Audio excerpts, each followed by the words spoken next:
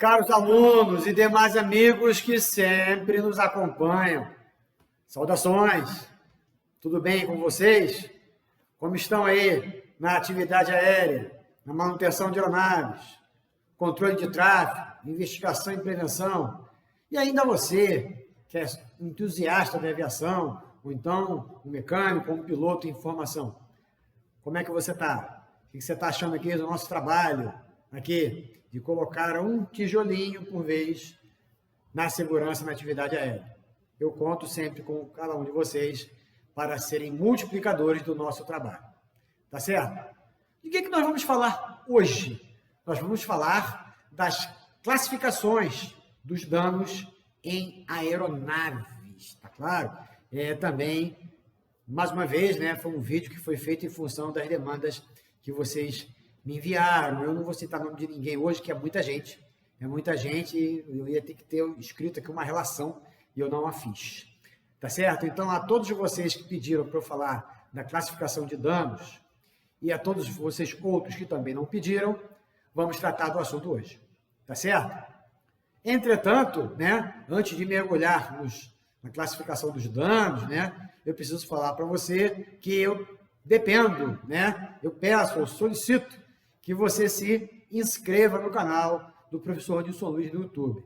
Hoje um aluno veio falar comigo, né? Hoje mais cedo um aluno veio falar comigo que conhecia pessoas que me acompanhavam, gostavam do conteúdo, enfim, mas ainda não tinham feito inscrição, nunca tinha feito nenhum comentário.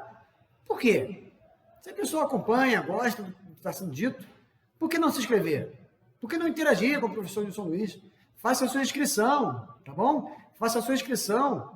Conte com a gente nesse esforço aí da formação do aeronauta brasileiro, faltado nos parâmetros da segurança de voo, tá certo? Então, classificação dos danos nas aeronaves, né? Os danos em aeronaves podem ser observados e avaliados tanto pela extensão do dano, quanto pelo volume de trabalho a realizar para resgatar as condições originais. Ficou claro? Então, tanto o tamanho da encrenca lá, quanto o tempo de trabalho para resgatar as condições originais, são parâmetros usados para se classificar os danos. Tá certo?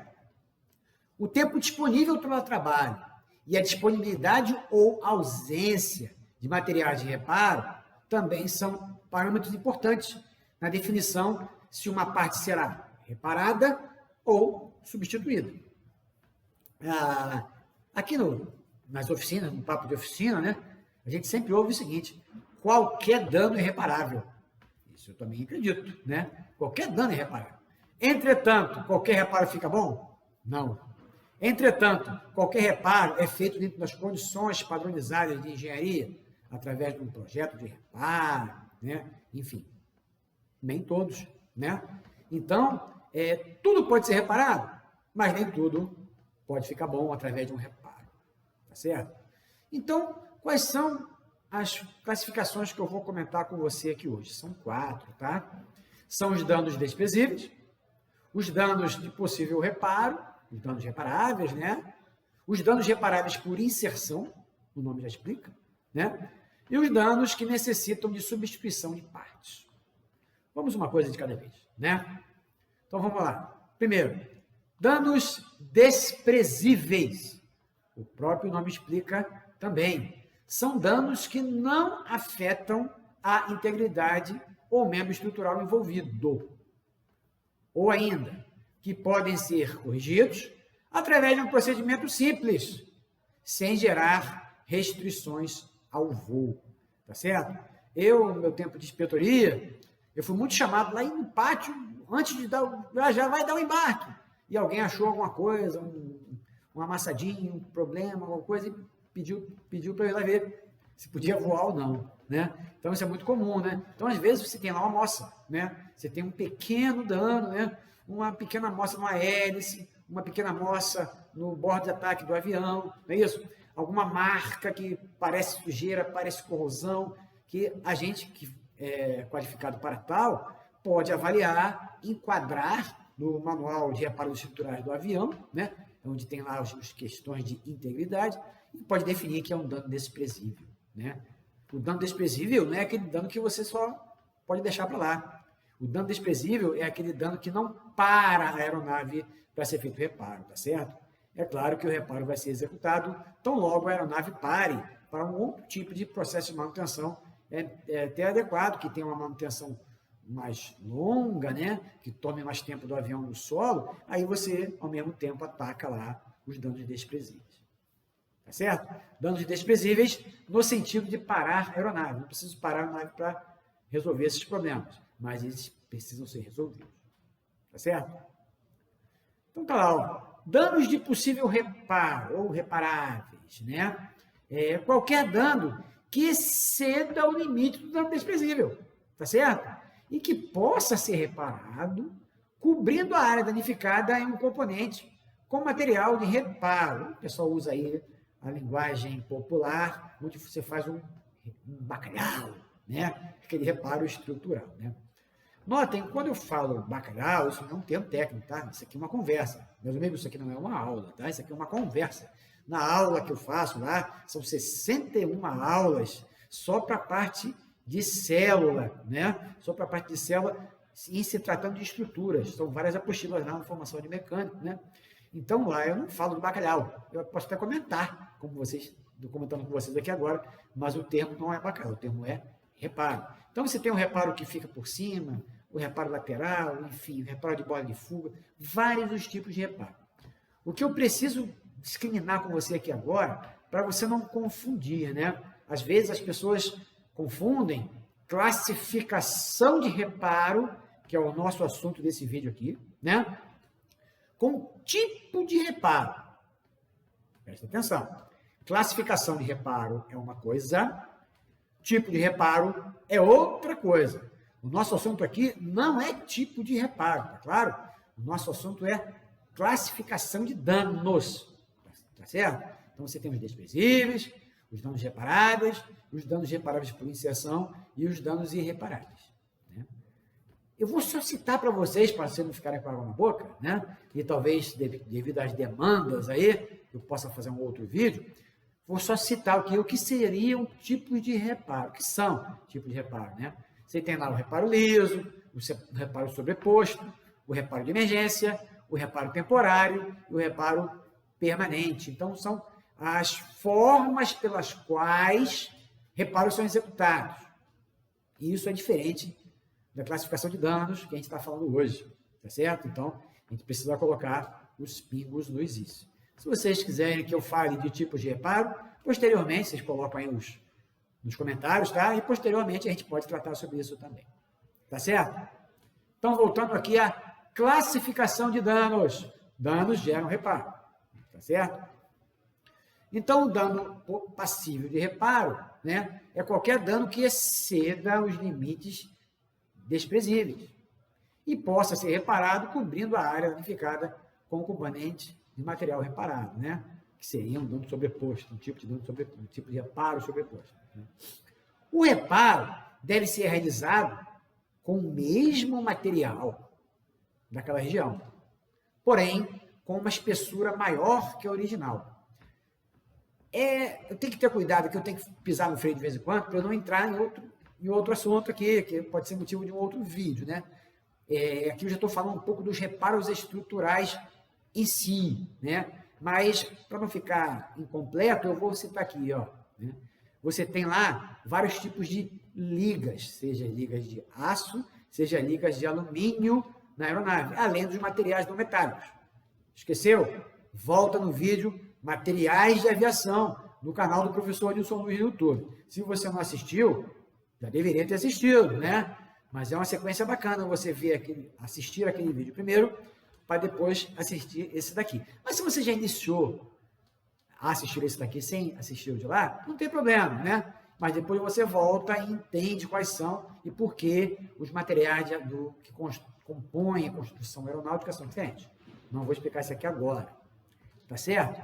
Então, a mesma liga ou o mesmo material deve ser usado. Porém, o reparo deve ser usado com uma espessura maior. Não vou explicar por quê, porque isso já faz parte de uma outra teoria. É claro que tem a ver com o quê? Com a resistência. Tá certo? Né? Então, ao executar um reparo, já que estou falando de danos reparáveis, né, os assuntos se misturam, né? Danos e reparos, os assuntos se misturam. A gente tem que ter cuidado de estar sempre transitando entre eles. Mas com um certo critério, a gente não tem problema nenhum de citar as duas coisas, né? Então, ao executar um reparo, eu preciso ter alguns cuidados, tá? Então, vou citar aqui 3 cuidados, de maneira bem rápida. Você precisa restaurar a resistência original. Você não pode consertar algo para ficar mais frágil do que era. Ao mesmo tempo, você não pode consertar algo, em tratando de avião, tá? Para ficar mais resistente do que era. Por quê? Por que, Nilson? Por que não pode ficar mais resistente do que era? Porque a resistência, o grau de resistência a determinadas cargas, ele é calculada pela engenharia lá no projeto.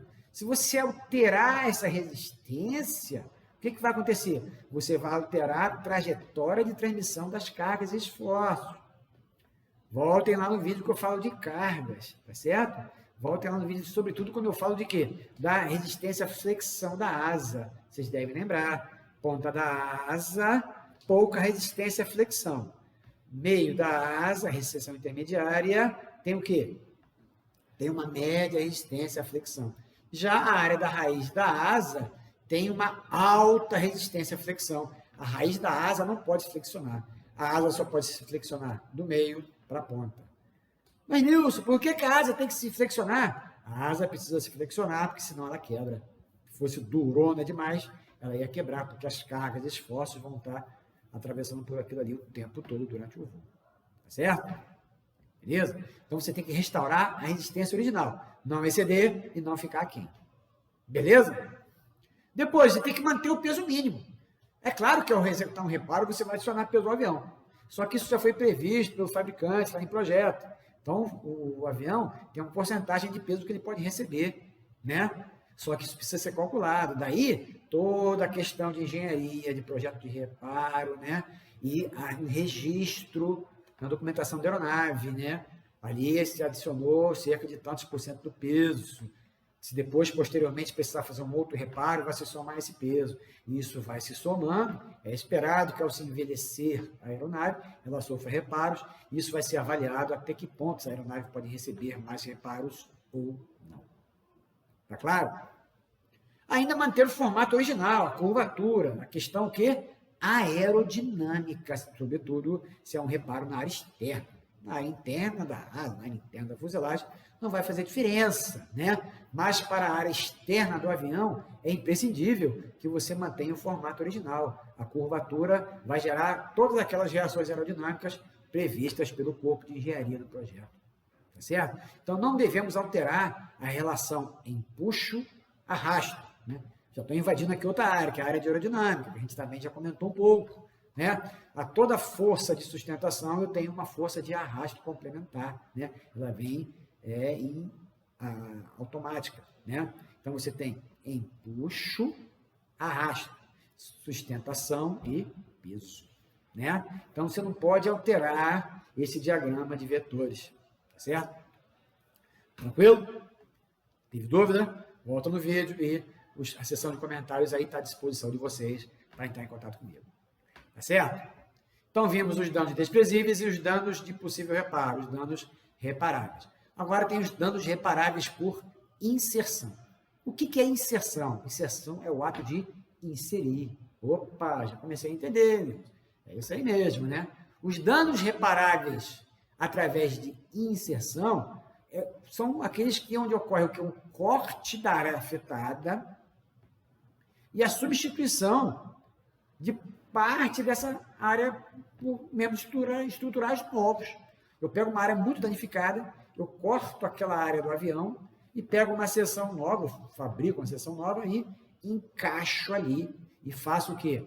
A fixação das extremidades dessa área com a área original do avião. De que maneira essas fixações são feitas? Isso aí já fica na parte de reparos estruturais, tá? Não é o caso do vídeo de agora. Mas agora você precisa entender que eu posso remover uma área danificada, cortar, remover, fabricar uma seção nova daquela, ou pedir para o fabricante me enviar, e já encaixar ali e prender em volta, resgatando as condições originais. Lembre-se sempre, usar sempre o mesmo tipo de material do original. Tá claro? Tranquilo? E agora, para fechar a classificação dos danos, a gente vai falar dos danos que necessitam de substituição, ou seja, os danos irreparáveis, né? Muitas das vezes, a questão do tempo hábil para reparo e investimento a ser aplicado são preponderantes para se escolher se uma região danificada será reparada ou se será substituída. Como eu disse para vocês, lá nas oficinas a gente conversa que sempre pode se reparar. Agora, se vai ficar bom, é uma outra história. Então, quando tem determinados parâmetros, né, o Manual de Reparos Estruturais nos indica o quê? A condenação daquela seção, daquele item, daquela peça, e nos aponta para a substituição. Então, quais são as condições técnicas que confirmam que preciso substituir? Claro que eu precisava pegar o manual de cada avião e ficar lendo para vocês aqui. Eu vou fazer aqui 4 citações genéricas, tá?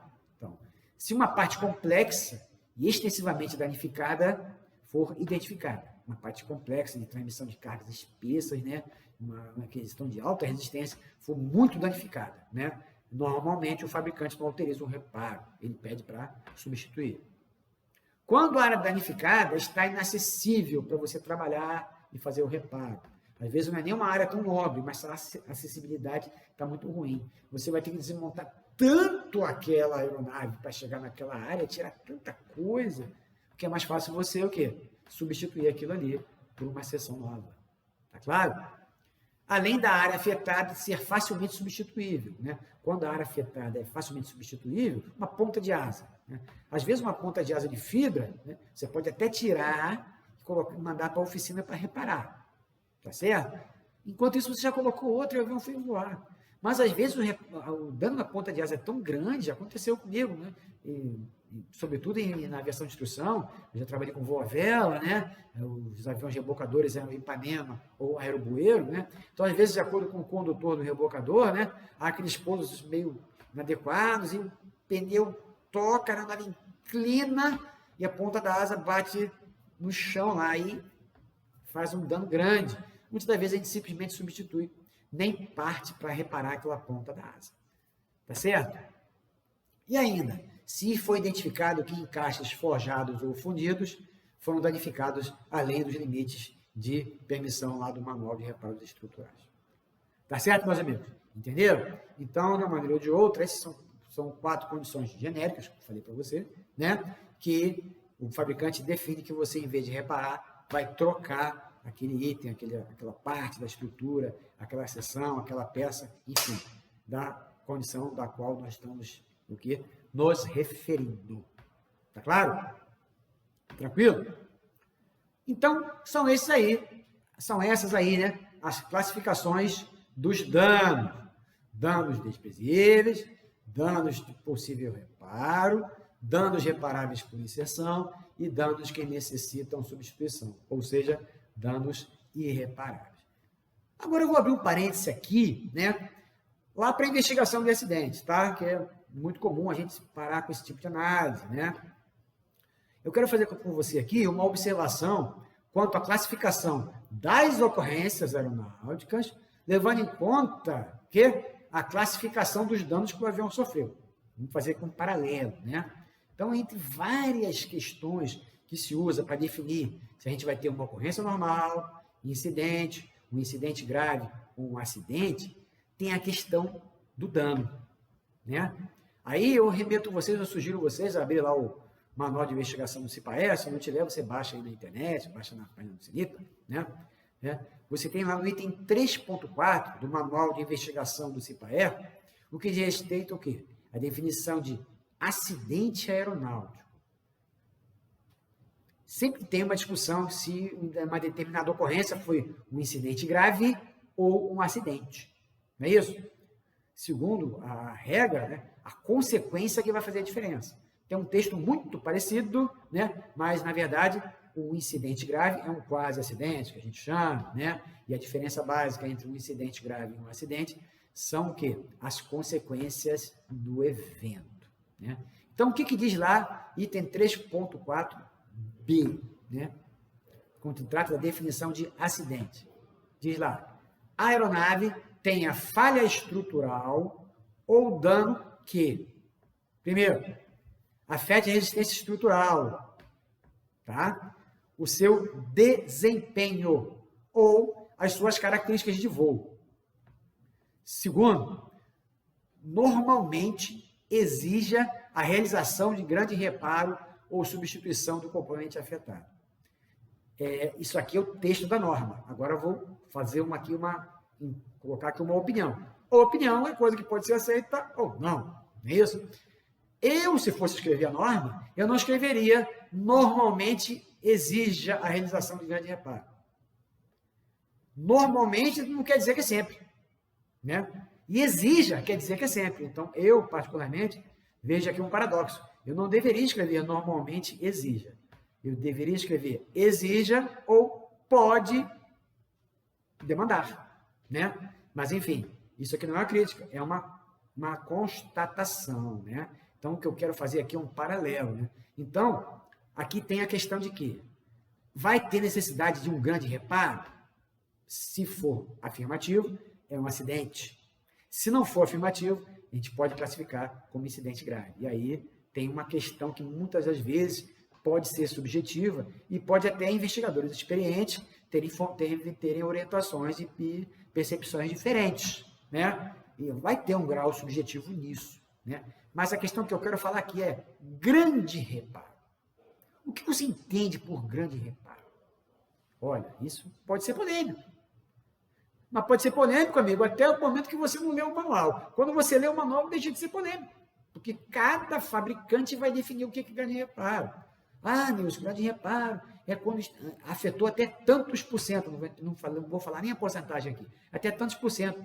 Eu falei, eu já li isso em alguns manuais, mas em outros não diz isso, né? Então, grande reparo o que é grande reparo? Grande reparo é quando precisa fazer substituição de componente.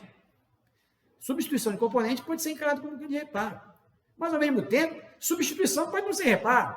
E aí? Né? Então, o que eu quero deixar para você claro é o seguinte, grande reparo é uma definição que vai ficar por conta do fabricante da aeronave. Por mais que nós tenhamos aqui, né, no âmbito do CIPAE, verdades estabelecidas, né, modus operandi também muito característico, né, mas a rigor, o que você tem lá? Grande reparo é aquilo que o fabricante chama de grande reparo.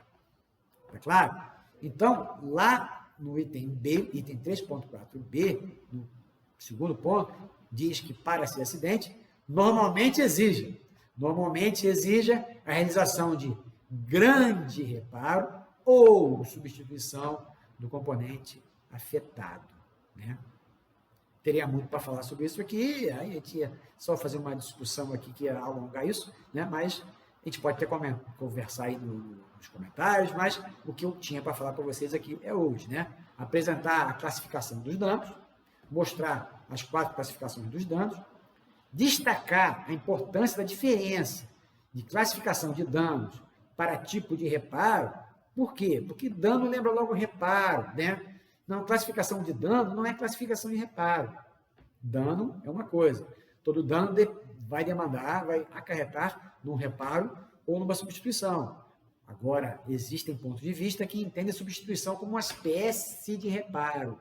Até que a definição de danos reparáveis por inserção chega mais perto disso, né? Onde você corta uma área do avião e substitui essa área e prende essa área nova na estrutura original. Isso não é um reparo?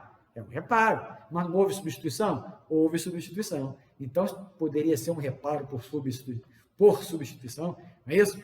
Mas o nome correto é reparo por inserção. Mas tem autores que ainda têm uma certa resistência de entender que substituição também é reparo. É claro que se você substituir um trem de pouso, por exemplo, você não está reparando nada.